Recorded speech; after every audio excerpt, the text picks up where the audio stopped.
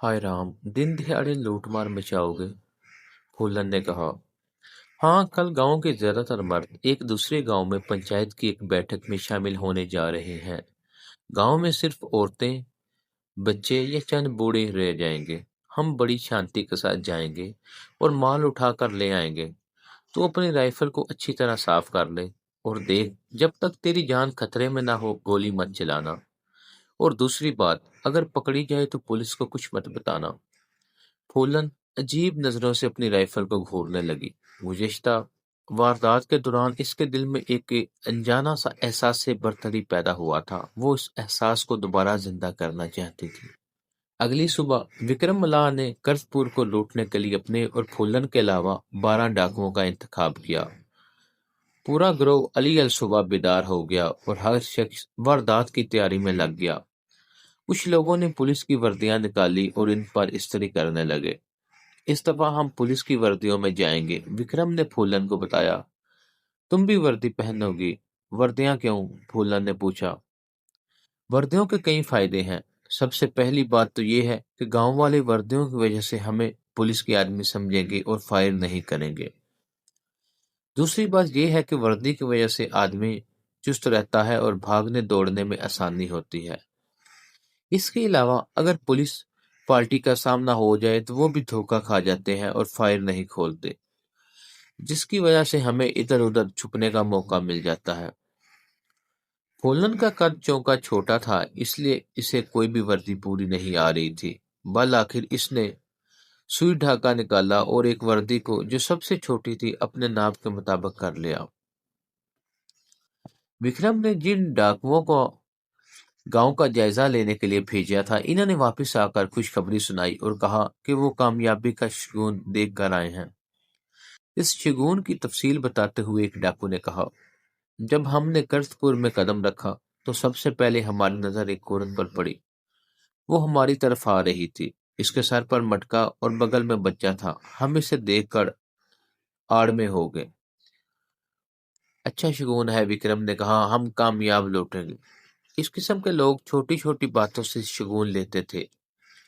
अगर रास्ते में कोई बात शगुनी हो जाए तो वो डकैती का प्रोग्राम मुलतवी कर देते थे। मसलन अगर कोई गीदड़ गिरोह का रास्ता काट डाला, या एक और रवायत के मुताबिक गीदड़ अगर दिन के वक्त और तीतर रात के वक्त बोले तो बुरा शगुन है और गिरोह को फौरन वो इलाका छोड़ देना चाहिए, वरना वो गिरोह जरूर गिरफ्तार हो जाएगा। अगर दरिया पर नजर पड़ते ही कौवे की आवाज सुनाई दे तो वो मिशन कामयाब रहेगा, लेकिन अगर भैंस या किसी और मर्दार दिखाई दे तो ये तबाही की अलामत है। गिरोह को उल्टे पर वापस हो जाना चाहिए। बहरहाल विक्रम ने मटके वाली औरत को अच्छा शगुन करार दिया। दोपहर के बाद वो और उसके साथी जरूरी सामान के साथ कर्तपुर की तरफ रवाना हुए। पुलिस की वर्दियों और टोपियों में वो पुलिस पार्टी के आदमी लग रहे थे। ज्यादातर डाकुओं के कंधों पर राइफलें, कमर पर रिवाल्वर और सीने पर कारतूसों की पेटियां नजर आ रही थी। इन्होंने 4 कश्तियों में दरिया पार किया और तेजी से गांव की तरफ बढ़े। विक्रम ने हर डाकू को इसकी ड्यूटी पहले से समझा रखी थी। कुछ डाकू मुकर्रर जगहों पर पोजीशनें संभालने के लिए दौड़ पड़े। बाकियों ने विक्रम की हाकों पर चंद हवाई फायर किए और गांव के वसत में जवाब पहुंचे। फायर करने वालों में फूलन भी शामिल थी। गांव के वसत में पहुंचकर वो दूसरे 3 डाकुओं के हमरा एक मखसूस जगह पर खड़े हो गए। इन चारों का काम ये देखना था कि कोई शख्स किसी खिड़की, दरवाजे या छत वगैरह से फायरिंग की कोशिश ना करे। वो बड़ी तेजी से चारों तरफ देख रहे थे। फूलन ने अपनी राइफल बगल में दबा रखी थी और तेज नजरों से अपने हिस्से के चौथाई दायरे की निगरानी कर रही थी। इसके चेहरे पर अतमाद और जोश की गर्मी पाई जाती थी। विक्रम अला डकैती की कार्रवाई की निगरानी कर रहा था। किसी ने मजाहमत नहीं की। जो गांव के अंदर लोग थे वो गोलियों की आवाज सुनकर घरों में घुस गए। गांव वाले इस वक्त डाकुओं की मुजाहमत करते हैं जब भी इन्हें कबल अज वक्त डकैती की इत्तला मिल जाए, और 15-20 आदमी हथियारों समेत एक जगह इकट्ठे हो जाएं, लेकिन ऐसा बहुत कम वक्त होता है। کیونکہ ڈاکو جدید اور خود کار ہتھیاروں سے لیس ہوتے ہیں۔ ایک نالی دو نالی بندوقیں ان کے مقابل کھلونوں کی حیثیت رکھتی ہیں۔ دوسری بات یہ ہے کہ آج کل ڈاکوؤں کے گروہ جدید ہتھیاروں کے علاوہ جنگی داؤ پیچ بھی جانتے ہیں، جبکہ دیہاتیوں کے پاس جنگی مہارت اور تنظیم نہیں ہوتی۔ مزاحمت کی صورت میں ڈاکو ایک دو دیہاتیوں کو قتل کر کے باقیوں کو ہتھیار ڈالنے پر مجبور کر دیتے ہیں۔ وکرم ملاح کے آدمی نہایت جچے تلے انداز میں لوٹ مار کر رہے تھے۔ دو یا تین آدمی ایک گھر میں داخل ہوتے، دہشت زدہ عورتوں، بچوں اور مردوں کو کسی کمرے کے کونے میں بیٹھنے کا حکم دیتے اور تیزی سے قیمتی سامان اکٹھا کرنا شروع کر دیتے۔ اس دوران ایک ڈاکو گھر والوں کو رائفل کی زد میں لیے رکھتا اور صندوق اور الماریاں رائفل کے کنڈے مار مار کر توڑ دی جاتی اور قیمتی اشیاء کی تلاش میں دیگر سامان کو نہایت بے دردی کے ساتھ ادھر ادھر بکھیر دیا جاتا۔ ایک گھنٹے کے اندر ڈکیتی کی واردات مکمل ہو گئی۔ نقدی اور دیگر زیورات کے علاوہ اناج کی چند بوریاں بھی لوٹی گئی، جنہیں ایک چھکڑے پر لاد کر لے جایا گیا۔ کارروائی مکمل ہونے کے بعد وکرم ملاح نے ایک ہوائی فائر کیا۔ یہ واپسی کا سگنل تھا۔ ان ڈاکوؤں کے لیے بھی جو لوٹ مار کر رہے تھے اور ان کے لیے بھی جو مختلف جگہوں پر پہرا دے رہے تھے۔ فائر کی آواز سنتے ہی سب لوگ تیزی کے ساتھ واپس ہوئے۔ دریا کے کنارے پر پہنچ کر بستی والوں کو خوفزدہ کرنے کے لیے چند ہوائی فائر کیے گئے۔ اس کے بعد کشتیوں پر سوار ہونے سے پہلے وکرم نے تمام ڈاکوؤں کو ایک لائن میں کھڑا کر کے ان کی گنتی کی۔ تمام آدمی پورے تھے۔ کشتی میں سوار ہونے کے بعد ایک ڈاکو نے پھولن سے کہا، گاؤں کے ایک آدمی نے تمہیں پہچان لیا تھا۔ وہ تمہارا نام لے کر دوسروں کو تمہارے بارے میں بتا رہا تھا۔ پھولن بڑا سا منہ بناتی ہوئی بولی، میری جوتی سے اب ہم سب ایک نیا کے مسافر ہیں، پار لگیں گے یا ڈوبیں گے۔ ارے ناراض کیوں ہوئے ہے؟ ڈاکو بولا، بات ہی تو کی ہے میں نے، اور یاد آیا وہ تیرے گھر والوں کو بھی جانتا تھا۔ پھولن اس کو گھورتی ہوئی سوچنے لگی، جب گھر والوں تک اس کی وارداتوں کی خبر پہنچے گی تو پتہ نہیں وہ کیا سوچیں گے۔ نہ جانے یہ بات انہیں اچھی لگے یا بری۔ وہ اپنے ماں باپ کی زبانی ڈاکوؤں کی لوٹ مار اور دہشت کے قصے سن چکی تھی، لیکن اس کے شعور کے زمانے میں ان کے گاؤں میں کوئی واردات نہیں ہوئی تھی۔ البتہ ایک تو مرتبہ خبر مشہور ہوئی تھی کہ راہ پورو کے نزدیک ڈاکوؤں نے ڈیرا جمایا ہے۔ پھولن کو اچھی طرح یاد تھا کہ اس خبر کے بعد گاؤں میں زبردست خوف و احراج پھیل گیا تھا۔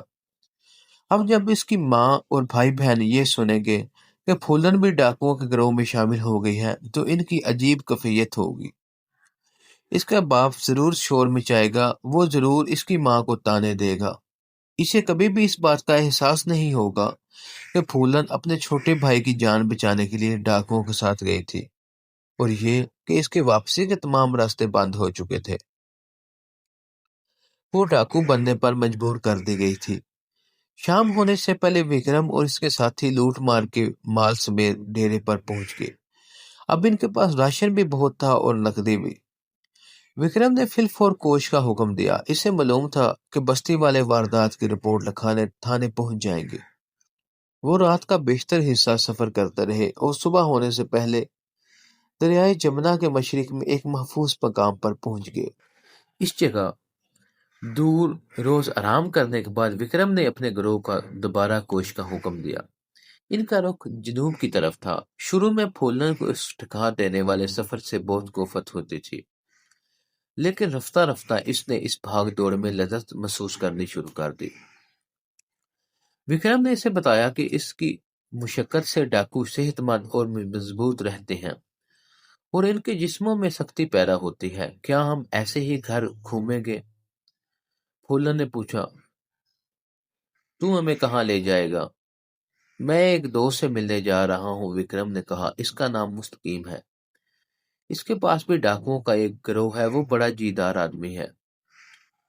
پر تو اس سے کیوں ملنا چاہتا ہے؟ مورخ، دوستوں سے ملتے رہنا چاہیے، مشکل گھڑی آن پڑے تو دوست ہی کام آتے ہیں۔ جنگلوں میں رہنے والوں کو دوستوں کی زیادہ ضرورت ہوتی ہے۔ کیا نام بتایا تو نے؟ مستقیم، وکرم نے کہا۔ पुलिस में इसका लंबा चौड़ा रिकॉर्ड है। इसके खाते में बेशुमार कत्ल डकैतियां शामिल हैं। वो तफरीह के लिए भी किसी का कत्ल नहीं करता। अगर कोई हलक में अटकने लगे तो फिर इसे करने में देर नहीं लगाता। ये गुलावली का रहने वाला है। अच्छा, फूलन चौंक कर बोली। ये गांव तो हमारे गांव के पास ही है। मुस्तकीम के बाप और घर वाले इससे बहुत परेशान थे। वो किसी के काबू में नहीं था, दिन भर आवारागर्दी करता रहता था। 16 वर्ष की उम्र में इसने एक जीप चोरी की, मगर पकड़ा गया और जेल हो गई। जेल से रिहा होने के बाद कुछ अरसा तक शराफत से रहा। फिर 23 वर्ष की उम्र में ये एक मुसल्ला डकैती में शामिल हुआ। दोबारा पकड़ा गया। मालूम था कि इस मरतबा लंबी सजा होगी, लिहाजा जमानत पर रिहा होने के बाद इसने अपने जैसे चंद आवारा लड़कों को साथ लिया और इन घाटियों में नपोश हो गया। यहाँ पहुंचते ही इसने वारदातें शुरू कर दी। अपनी ज़हानत और दलेरी की वजह से वो बहुत जल्द ऊंचे किस्म के डाकुओं में शुमार होने लगा। जब इसने थोड़े से अरसे के अंदर ऑटोमेटिक राइफल हासिल कर ली तो बहुत सारे डाकुओं के दिल में हसद और इश्क पैदा हुआ। मुस्कीम अगवा में बहुत माहिर है और ऊंचे खानदानों पर हाथ डालता है। जिस आदमी को अगवा करता है, पहले इसके बारे में पूरी मालूमात इकट्ठी करता है। इसके मामूलात, माली हालत और असर रसूख, उठना बैठना किस किस्म के लोगों में है, इसके घर वाले इसकी खातर कितनी रकम अदा करने पर तैयार हो जाएंगे और इस किस्म की दूसरी बातें। फिर तो ये तावान भी ज्यादा लेता होगा। मैंने सुना है कि इसने कई वारदातों में 1 लाख रुपए भी वसूल किए हैं। सौदेबाजी भी कर लेता है। 1 लाख मांगकर 50,000 में भी राजी हो जाता है। कुछ अरसे तक ये मलक सिंह के गिरोह में भी रह चुका है। तबीयत का बहुत तेज है, इसलिए मतहती के बजाय सरदारी ज्यादा अच्छी कर सकता है। मुस्कीम को विक्रम का पैगाम मिल चुका था और अपने डेरे पर इसका इंतजार कर रहा था। इसका डेरा घनी झाड़ियों और सायादार दरख्तों के दरमियान एक खुली जगह पर था। दूर से बिल्कुल पता नहीं चलता था। इसके डेरे पर जिंदगी की हर आसानी मौजूद थी। 26 साला मुस्तकीम एक लंबा चौड़ा आदमी था। इसने निहायत पुरतकपा अंदाज से विक्रम के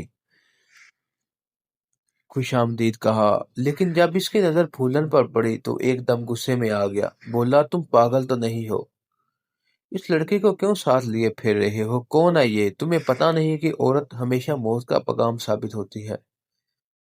विक्रम ने मुस्कुराकर हाथ बुलंद किया, बोला, धीरज महाराज, धीरज। ये छोकरी मर्दों से ज्यादा जीवत है। 2 वारदातों में हिस्सा ले चुकी है। जीवत होने से कोई फर्क नहीं पड़ता कर में। मुस्कीम ने कहा, औरत की वजह से तेरे आदमियों में रकाबत पैदा होगी, वो तेरे दुश्मन हो जाएंगे। फूलन दूसरे डाकुओं के साथ काफी दूर बैठी थी।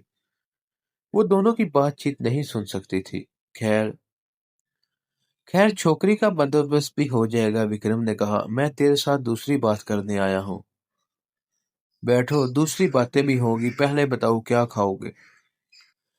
जो मिल जाए खा लेंगे। मुस्कीम ने अपने एक आदमी को बुलाकर कहा, सुनो, ये हमारा पुराना यार है। आज ये हमारे साथ खाना खाने आया है। 2 बकरे ज़बह कर लो। रांदें अलग भून लेना। खूब लजीज खाना होना चाहिए। एक पुलाव की देग भी चढ़ा देना। मुस्कीम के घरों में ज्यादातर मुसलमान थे, इसलिए इसके यहाँ गोश्त ज्यादा चलता था। उस्ताद, हम तो दाल चपाती में गुजारा कर सकते हैं। इतना खड़ाक ना फैलाओ। गोश्त खाया करो, कड़मे गोश्त। मुस्कीम इसके कंधे पर हाथ मारता हुआ बोला, गोश्त से बंदा तूफान बन जाता है। तूफान। गोश्त शेरों की खुराक है। दाल चपाती खाने वाले जूतियां छोड़ के भाग जाते हैं। और सुना, क्या हाल है तेरा? कोई लंबा हाथ मारा कि नहीं अभी तक? वो तेरा यार किधर है? क्या नाम था इसका? बाबू गुज्जर।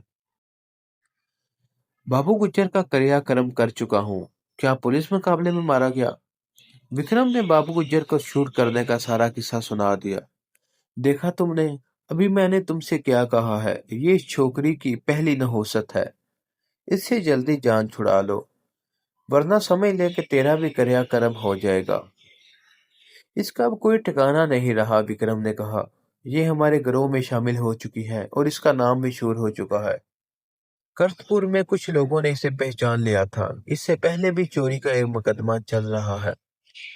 اس کو چھوڑنے کا مطلب ہے پولیس کے حوالے کرنا۔ اب اس کا جیون مرن ہمارے ساتھ ہے، یعنی سانپ کے منہ میں چپکلی والا معاملہ ہے۔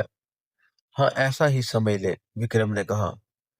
اس مسئلے پر بعد میں بات کریں گے، میں چاہتا ہوں کہ ہم آپس میں مل جل کر کام کریں۔ وہ مستقیم کے ساتھ ایک قسم کا دفاعی معاہدہ کرنا چاہتا تھا، کیونکہ اسے لالا رام سنگھ اور سری رام سنگھ سے بہت زیادہ خطرہ تھا۔ ان کی رہائی کے بعد ہو سکتا ہے اس کے گروہ کے آدمی دوبارہ ان کے ساتھ جا ملے۔ اگر چھوٹے گروہ کا کسی بڑے گروہ کے ساتھ معاہدہ ہو تو اس کے رعب داب میں اضافہ ہو جاتا ہے۔ مل جل کر کام کرنا اچھی بات ہے، مستقیم نے کہا، لیکن پہلے کھا پی لے، آرام کر لے، پھر سر جوڑ کر سوچتے ہیں کس طرح مل جل کر کام ہو سکتا ہے۔ ادھر پھولن دیوی وردی ایک کنارے پر خاموش بیٹھی تھی۔ اس نے دیکھا کہ ایک طویل کانوڑ ڈاکو جس کے بال گندوں تک لمبے تھے اور جس نے چھوٹی سی داڑھی پہ رکھی ہوئی تھی، گہری نظروں سے اس کی طرف دیکھ رہا تھا۔ قدرے توقف کے بعد وہ بولی، ارے چھوری، تو ان ٹھگوں کے بیچ میں کیسے اٹک گئی؟ پھر اس نے خود ہی اپنی بات پر کہکا لگا دیا۔ پھولن اپنے غصے کو دباتی ہوئی بولی، اور تو ان مردوں کے بیچ کیسے اٹک گیا؟ داڑھی والا سیانہ ہو گیا بولا، یوں معلوم ہوئے ہے کہ تیرے کو کچھ زیادہ مسالہ لگ گیا ہے۔ کیا نام ہے تیرا؟ قریب بیٹھا ہوا ایک ڈاکو بولا، یہ پھولن دیوی ہے، اس کے ساتھ ذرا سنبھل کر بات کرنا، ویسے دل کی نہیں ہے۔ میرا نام مان سنگھ ہے، داڑھی والے نے کہا۔ تو بھی ادھر آ جا۔ ادھر کدھر رہے؟ پھولن نے غصے سے پوچھا۔ بڑی تیز لگے ہے تو، میں تو یوں کہوں کہ ہمارے جتھے میں شامل ہو جا۔ کیوں رے؟ تیرے جتھے میں سونے کے نوالے کھانے کو ملیں گے، یہی سمجھ لے، بلکہ سونے سے بھی اچھے نوالے ملیں گے۔ اس جتھے میں مل کر 50 آدمی ہیں۔ پھولن نے ادھر ادھر نظر دوڑائی، یہاں تو 50 آدمی نہ دکھیں۔ وہ سب آدمی گھر میں بیٹھے ہیں، باقی آدمی کو پہرا دے رہے ہیں، کوئی دھندے پہ نکلے ہوئے ہیں۔ پھولن چبھتے ہوئے لہجے میں بولی، مرد دھندے پر نکلے ہوئے ہیں اور عورتیں گھر کو ہستی میں لگی ہیں۔ اس نے کہکا لگایا، میری بات کا تو برا مان گئی۔ مان سنگھ بھی اس کی ہنسی میں شامل ہو گیا۔ پھر وہ اسے متاثر کرنے کے لیے بولا، جانتی ہو میرے پاس آستین گن، کئی آٹومیٹک رائفلیں اور پستول ہے۔ وہ اپنے قریب بیٹھے ہوئے ڈاکو پر ہاتھ مار کر بولا، وشواس نہ ہو تو اس سے پوچھ لو، اس کا نام بلوان سنگھ ہے۔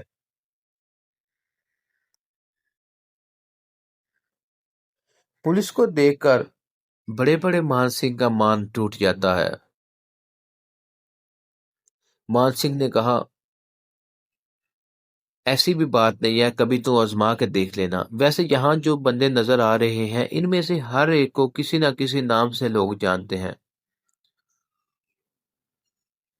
اور وہ بولا، ان لوگوں میں کچھ تو اصلی اور خاصے جتھے دار ہیں، رنگروٹ ہیں، اور کچھ چلتے پھرتے آلی موالی ہیں جو آتے جاتے رہتے ہیں، جیسے یہ اپنا مان سنگھ۔ تھوڑی دیر بعد کھانا تیار ہو گیا اور سب نے مل کر کھانا کھایا۔ ان میں مسلمان بھی تھے، ہندو بھی تھے، ٹھاکر بھی تھے اور ہریجن بھی تھے، تاہم ان میں کوئی اونچ نیچ نظر نہیں آتی تھی۔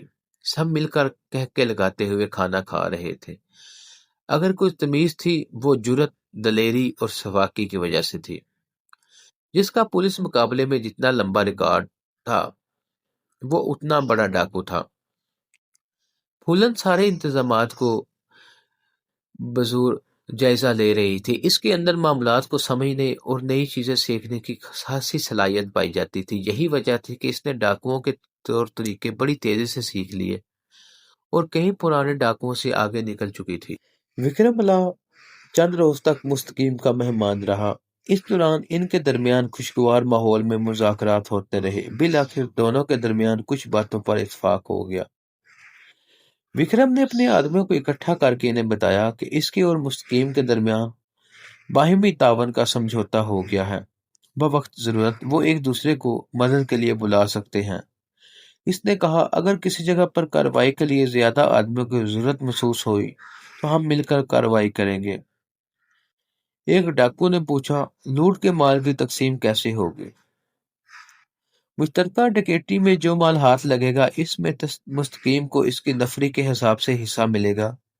जो डकैतियां हम मुस्तकीम की तजवीज़ के अलावा अपने इलाकों में अकेले करेंगे, इनमें मुस्तकीम को एक मामूली सा हिस्सा देंगे। फूलन जल्दी से बोल दे, इसमें किस बात का हिस्सा? मुस्तकीम विक्रम के साथ खड़ा था। तेज नजरों से फूलन को घूरता हुआ बोला, अरे छोरी, मर्दों की बातों में मत बोल, ये तेरे समझने की बातें नहीं हैं। फूलन कोहलों पर हाथ रखकर मुस्तकीम की तरफ बोली, हाय रे, क्या तेरी समझ में बिजली भरी हुई है? यह तो सोने का बना हुआ है। मुस्तकीम के होंठों पर हल्की सी मुस्कुराहट नमूदार हुई, ताहम इस मुस्कुराहट का असर आंखों तक नहीं पहुंचा। बोला, औरत चुप रहे तो ज्यादा अच्छी लगती है। अरे तू जुबान खींच ले, फूलन चमक कर बोली और जुबान निकाल कर दिखाई। भगवान ने जुबान बोलने के लिए दी है तो समझने की बात कर।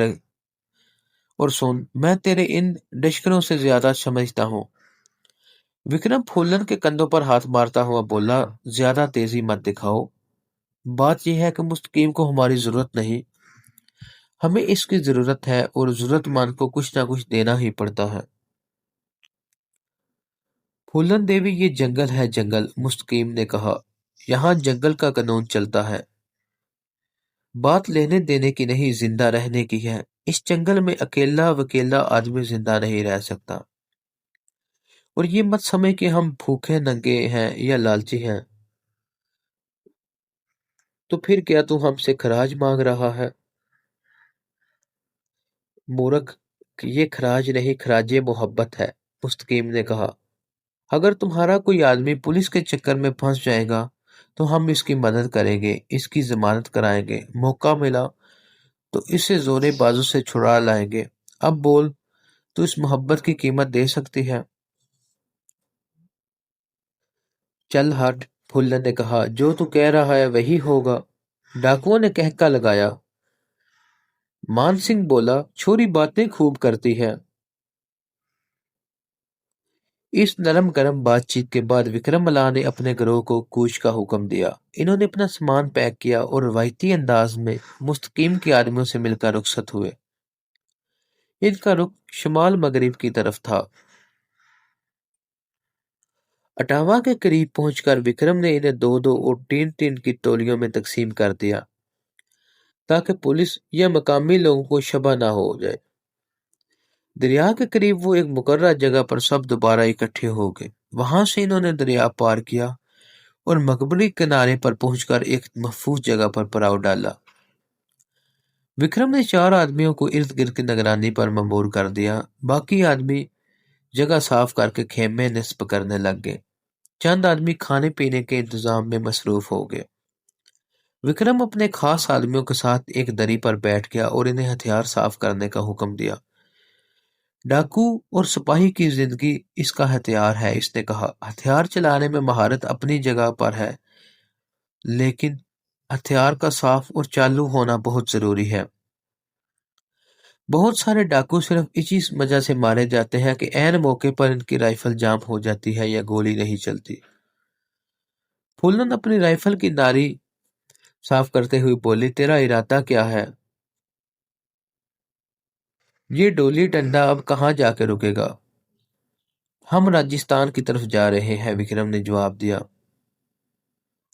राजा, राजस्थान के इलाके में दाखिल होने से पहले कुछ माल मसाला इकट्ठा करना जरूरी है। इधर कुछ छोटी मोटी बस्तियां हैं, एक डाकू ने कहा, पर इनमें सब भूखे नंगे लोग रहते हैं। भूखे नंगों के बीच एक दो साहूकार जरूर होते हैं, विक्रम ने कहा। सबसे नजदीक गांव किस तरफ है?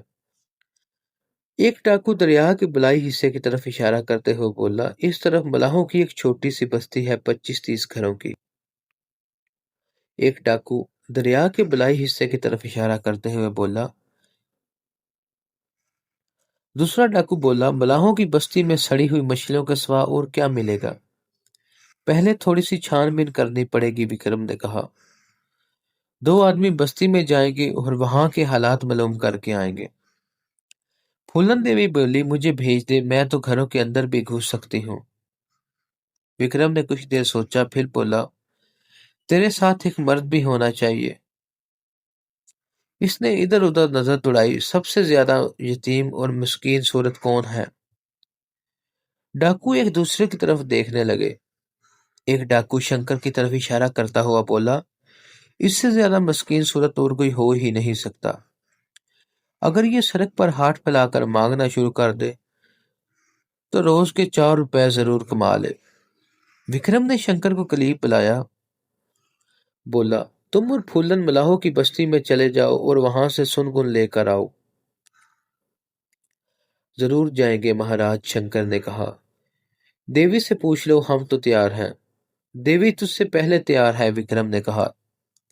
बहुत होशियारी से जाना, किसी को शक नहीं होना चाहिए, समझे? अगर किसी ने पूछा ये छोकरी क्या लगती है तो क्या जवाब दोगे? हम बोलेंगे ये हमारी बहन लगे हैं। एक डाकू ने कहका लगाया और बोला, कहीं अम्मा ना कह देना। अरे हम इतने भी मूर्ख नहीं हैं तुम्हारी तरह। इधर देखो, विक्रम ने कहा, तुम दोनों को थोड़ी सी कलाकारी करनी पड़ेगी। तुम यूं जाहिर करना कि फूलन तुम्हारी महबूबा है और तुम दोनों घर से भाग कर आए हो। हाय राम, फूलन बोली, कैसी बातें करते हो? चुपचाप सुनती जा, विक्रम ने कहा। मोहब्बत और लूट मार में सब चलता है, मुंह से ये बात न कहना कि तुम घर से भागे हुए हो। अपनी हरकतों से ऐसा जाहिर करना। शंकर, तेरा नाम महेश होगा, किसी की आंखों में आंखें डालकर मत देखना। घर से भागे हुए जरा आंख चुरा कर बात करते हैं। धीमी आवाज में मस्कीनों की तरह बात करना। फूलन, तेरा नाम शनकला है। और देख, चमक चमक कर बातें मत करना, शर्मा शर्मा कर करना। कभी साड़ी से पल्लू मरोड़ना, कभी उंगली दांतों में दबाना, आंखें नीची रखना जैसे शर्म से मरी जा रही हो। क्या साड़ी पहन के जाऊं तो और क्या? विक्रम ने कहा। क्या तू पुलिस की वर्दी में जाना चाहती है? वाह उस्ताद, एक डाकू ने कहा। तू किसी फिल्म डायरेक्टर की तरह बातें करता है। विक्रम बात जारी रखता हुआ बोला, तू एक गठड़ी में थोड़े कपड़े और जेवर बांध ले। बस्ती में पहुंचकर यही जाहिर करना कि तुम दोनों के पैसे खत्म हो गए हैं और तुम लोग जेवर बेचना चाहते हो। शंकर, तू अपना नाम क्या बताएगा? महेश कुमार।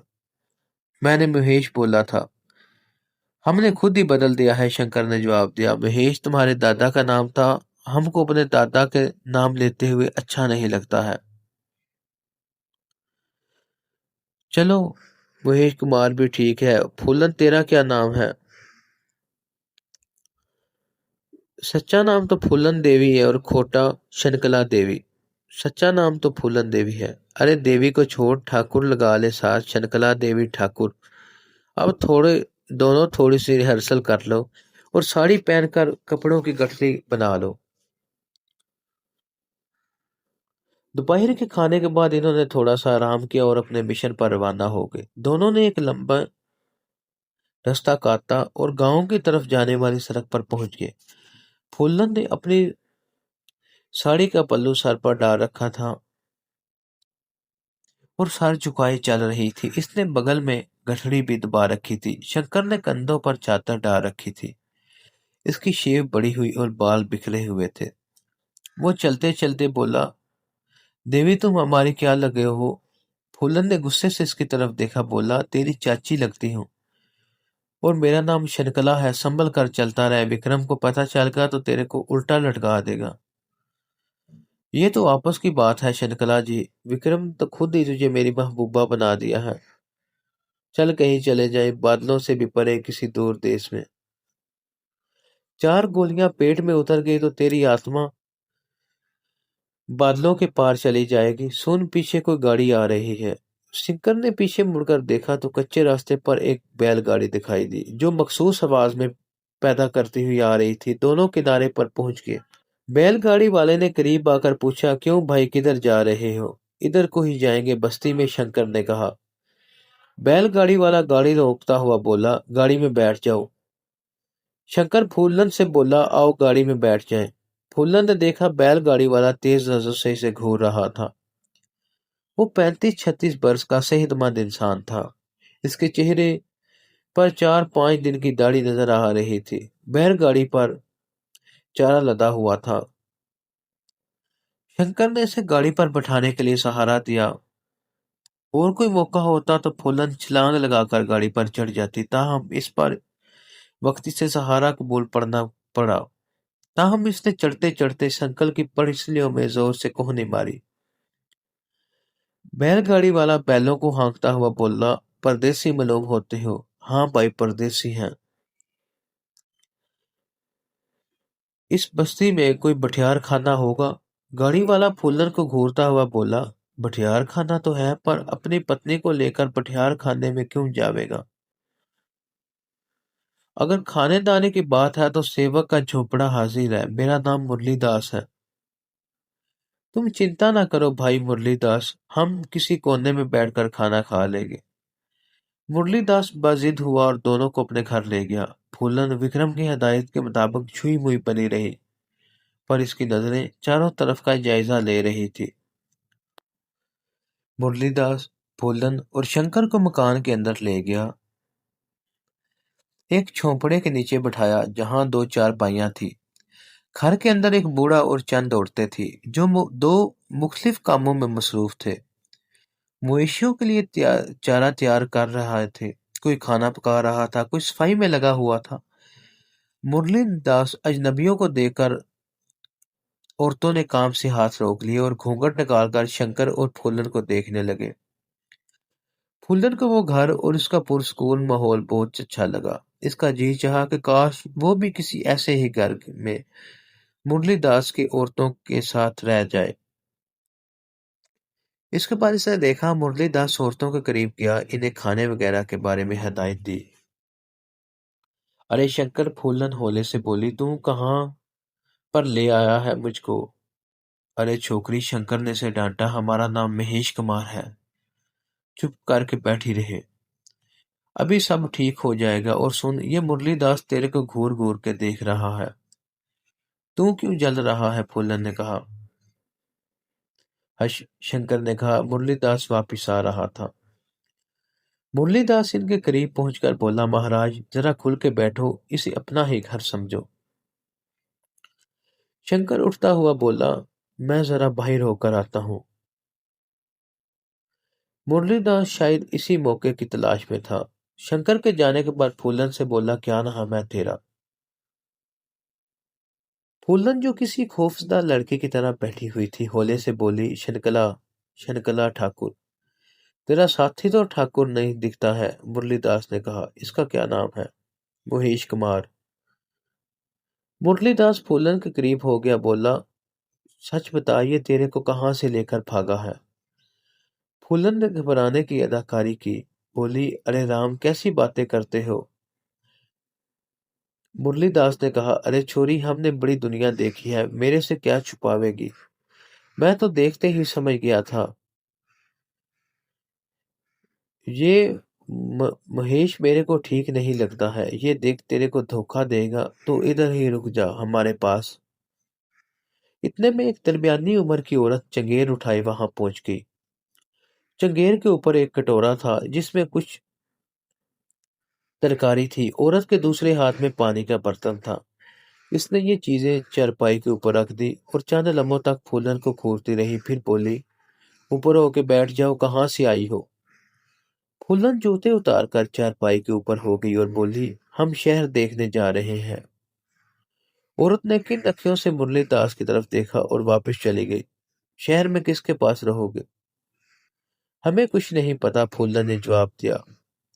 लम्हा भर के बाद शंकर वापस आ गया। दोनों खाना खाने लगे। रोटियां खासी मजेदार थी। खाना खाने के बाद शंकर ने मुरलीदास का शुक्रिया अदा करते हुए कहा, भाई मुरलीदास, यहाँ कोई सुनार भी होगा? है तो सही, पर तुम्हें क्या काम है उससे? हम कुछ जेवर बेचेंगे, शंकर ने कहा, पैसा कम पड़ गया है। मुरलीदास सोचता हुआ बोला, सुनार तो है, पर वो तुम्हें परदेसी देकर लूट लेगा। अगर तुम साथ चलो तो वो घपला नहीं करेगा, शंकर ने कहा। मुरली दास कदरे तामुल के साथ जाने पर राजी हो गया। गांव की कच्ची गलियों से गुजरते हुए फूलन और शंकर की नजरें आस पास के मकानों का जायजा ले रही थी। कहीं कहीं कोई पुख्ता मकान भी नजर आ जाता था, वरना ज्यादातर कच्चे मकानात थे। रास्ते में लोगों ने मुरली दास को प्रणाम किया और दबे लफ्जों में फूलन और शंकर के बारे में पूछा। मुरली दास ये कहकर आगे बढ़ जाता कि वो इसके मेहमान हैं। चंद टेढ़ी मेढ़ी गलियों से गुजरते हुए वो एक पुख्ते और 2 मंजिला मकान के सामने पहुंच गए। निचली मंजिल पर एक सुनार की दुकान थी, जिसमें भारी जिस्म का एक सेहतमंद और नौजवान आदमी बैठा था। दुकान के पिछले हिस्से में 2 कारीगर भट्टी के सामने बैठे काम कर रहे थे।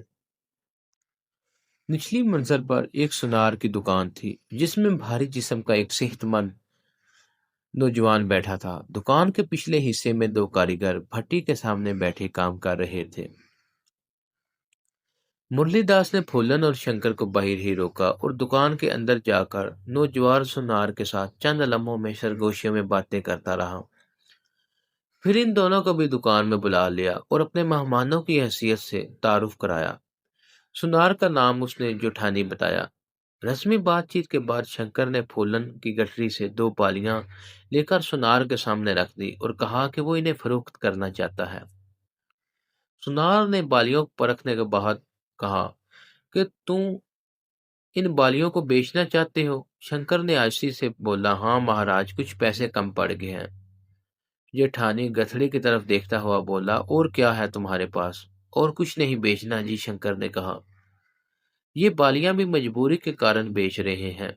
अरे बेवकूफ, दिखा तो सही तेरे पास और क्या कुछ है। जेठानी ने कहा, मर्जी होवे तो बेचना, नहीं तो मत बेचना। फूलन ने गठरी खोली और बाकी जेवर भी निकालकर सुनार की संदूकनी के ऊपर रख दिए। इसमें एक हार, एक नथ और 2 अंगूठियां थी। जेठानी जेवर का जायजा लेने लगा। पिछले हिस्से में काम करने वाले दोनों कारोबार भी काम छोड़कर वहां आ गए। इस जेवर की रसीद कहाँ है? जेठानी ने पूछा। रसीद तो नहीं है हमारे पास। जेठानी ने नजरें घुमाकर अपने मुलाजिम की तरफ देखा, जो सेहतमंद और मजबूत जिस्म का मालिक दिखाई दे रहा था। मुलाजिम मालिक की नजरें समझता हुआ बोला, मुझे तो ये चोरी का माल लगता है। शंकर आजाना अंदाज इख्तियार करता हुआ बोला, नहीं महाराज, ये चोरी का माल नहीं है। इसकी नजर दुकान का जायजा ले रही थी। दूसरा मुलाजिम बोला, मालूम होता है ये इस छोकरी को कहीं से भगा कर लाया है। इन दोनों को पुलिस के हवाले कर देना चाहिए। शंकर की आजी से जेठानी शेर हो गया। इसने उठकर शंकर का गिरबान पकड़ा और बोला, सच बचा, इस छोकरी को कहाँ से भगा कर लाया है? महाराज, अगर जेवर नहीं खरीदना तो बात तो करो। शंकर ने कहा, हमारा माल वापस कर दो, मत लो हमसे। वो जी में खुश हो रहा था कि इसकी अदाकारी कामयाब हो रही थी। मुलाजिम फूलन के कंधे को झटका देता हुआ बोला, ए छोकरी, ये मुस्तंदा तुझे कहाँ से भगा कर लाया है? हाय राम, फूलन कैसी बातें करते हो, मैं अपनी मर्जी से इसके साथ आई हूँ। जेठानी शंकर का गिरबान छोड़ता हुआ बोला, जा परदेसी समय के छोड़ देता हूँ, वरना पुलिस के हवाले कर देना था। और हमारा जेवर जेवर को भूल जा, पहलवान मुलाजिम ने कहा। ज्यादा चूं चरा की तो दोनों को बोरी में बंद करके दरिया में फेंक दूंगा। मुरलीदास, जो अब तक खामोश खड़ा था, बोला, महाराज गरीब आदमी है, कुछ दे दो, जाने खाने के पैसे भी नहीं हैं। जेठानी ने तिजोरी खोली, जेवर अंदर रखा और 100 रुपए निकालकर शंकर की तरफ बुलाए। बोला, ये ले और चलता बन, ये भी मुरलीदास की सिफारिश पर दे रहा हूं। फूलन ने तिजोरी के अंदर रखे हुए जेवरात और नकदी की एक झलक देख ली थी। इसने कहा, महाराज ये जुल्म ना करो। शंकर ने पैसे ले लिए और बोला, सिर्फ 100 रुपए? मुलाजिम शंकर को धक्का देता हुआ बोला, जाता है या 1-2 पटकूं तुम्हें? इसे भी मालिक की मेहरबानी समझ और चलता फिरता नजर आ।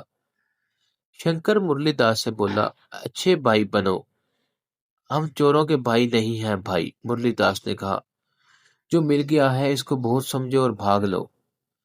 फूलन का जी चाह रहा था कि शारी में छुपा हुआ खंजर निकाल ले اور जेठानी और इसके पहलवान मुलाजिम को वही ढेर करते, लेकिन इसे मालूम था कि इसने अगर ऐसी हरकत की तो विक्रम सख्त नाराज होगा। लिहाजा वो शंकर के हमरा दुकान से निकल आई। दोनों खेतों से होते हुए एक लंबा चक्कर काट कर डेरे पर पहुंच गए।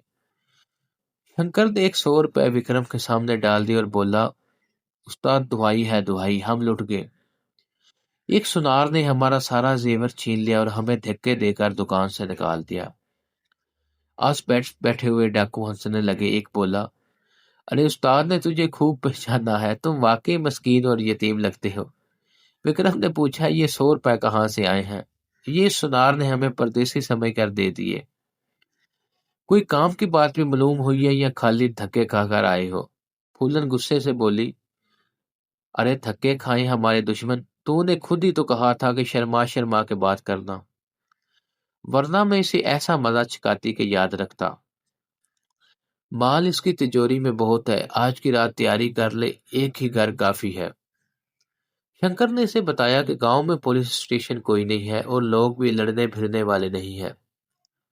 जब रात की तरीके ने कायनात को अपनी चादर में लपेट लिया तो विक्रम ने 4 आदमियों को साथ लिया और पूरे साजो सामान के साथ लेस होकर गांव की तरफ रवाना हुआ। इनमें फूलन भी थी। गांव के करीब पहुंचकर वो रुक गए और एक एक करके जेठानी सुनार के दरवाजे पर पहुंचे। ठीक है दोस्तों, अब तक के लिए इतना ही। मिलते हैं अगली वीडियो में। तब तक के लिए अपना और अपने आसपास के लोगों का खास ख्याल रखिए। अल्लाह हाफिज।